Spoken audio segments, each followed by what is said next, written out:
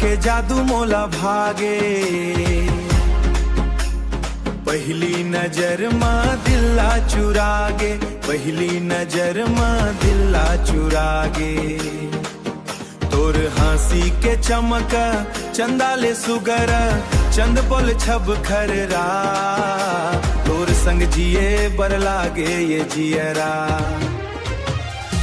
तय मोर सपना तय मोरे आ, तोर बिना सुना लागे हर साल। आजा मोर संग धर ले मोर हाथ, जन्म जन्म निभावो प्रेम के साथ। हरे जन्म जन्म निभावो प्रेम के साथ।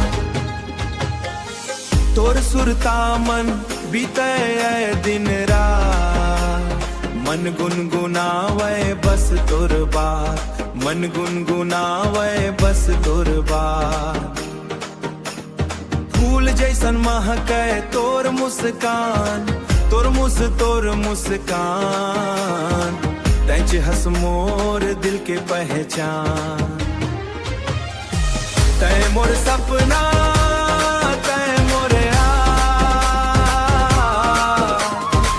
तोर बिना सुना लागे हर साल।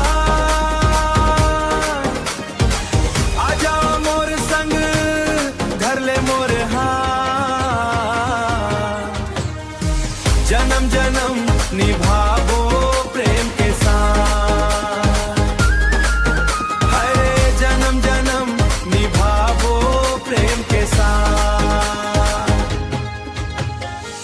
रहिबो संग संग हर एक मोड़ मन, सुख दुख बांटबो जीवन भर मन।